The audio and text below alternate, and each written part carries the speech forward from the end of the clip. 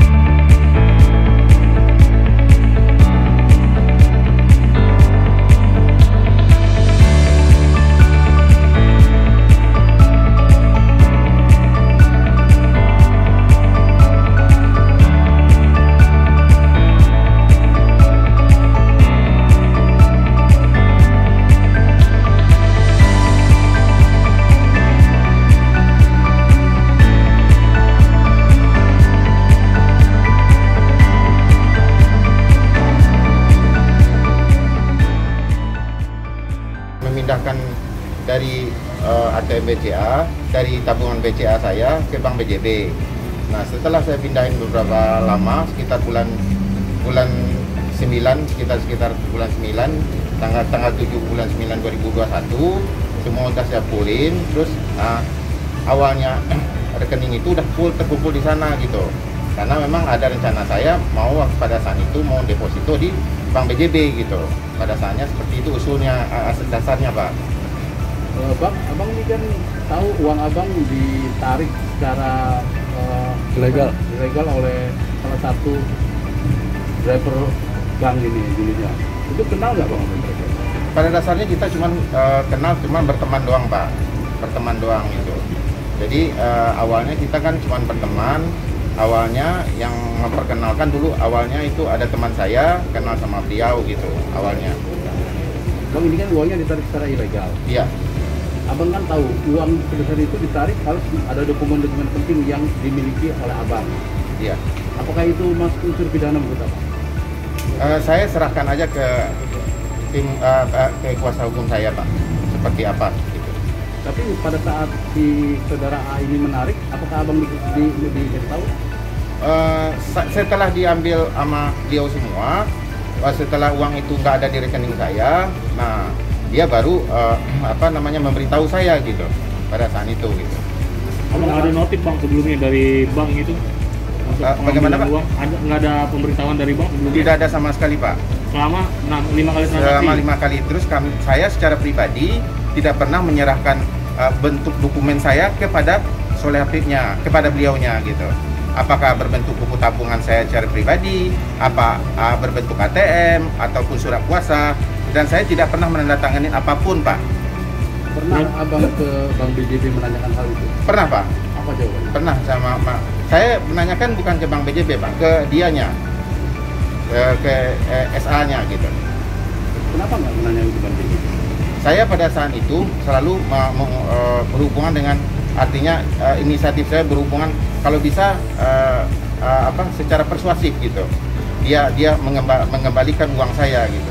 Tetapi sampai detik ini tidak ada niat baik dia untuk bertemu dengan saya aja, dia tidak pernah mau gitu. Dan tidak pernah mau berbicara apapun, dia tidak mau.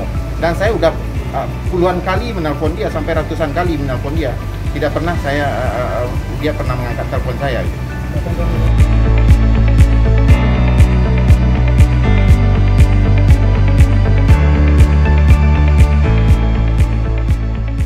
Jadi kami sebagai kuasa hukum dipercaya oleh klien kami ini, kami sudah melayangkan somasi 2 kali kepada Bank BJB, 2 kali kepada si terduga pelaku. Kalau tidak ada itikat baik daripada Bank BJB untuk menyelesaikan permasalahan duit klien kami 5,6 miliar, kami otomatis akan menempuh jalur hukum, baik secara perdata maupun pelaporan pidana. Kenapa sih Bang nggak dilaporin ke polisi Bang? Ya Pak? Kenapa sih nggak dilaporin ke polisi? Sesuai dengan aturan yang ada, kita untuk memenuhi unsur bahwa untuk pidana umum itu kita harus melakukan somasi minimal 2 kali Bang.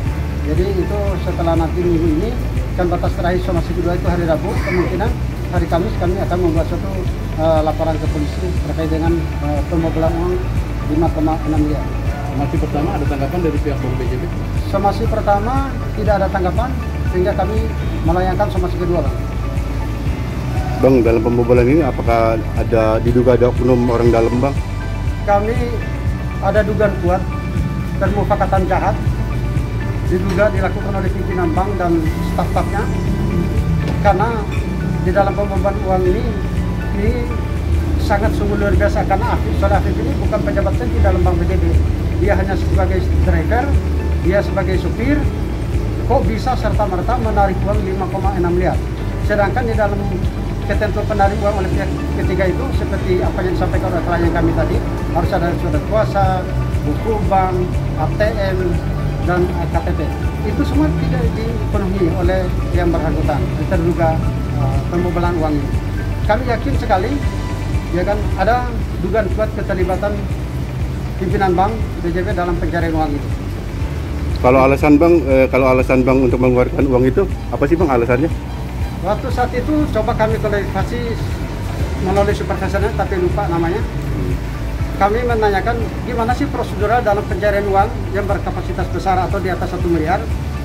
Apakah harus ada surat kuasa segala macam? Dia bilang iya. Tapi kenapa ini kok bisa dicairkan? Ini termasuk ini adalah suatu tindakan kejahatan pembobolan uang yang enggak merugikan klien kami 5,6 miliar.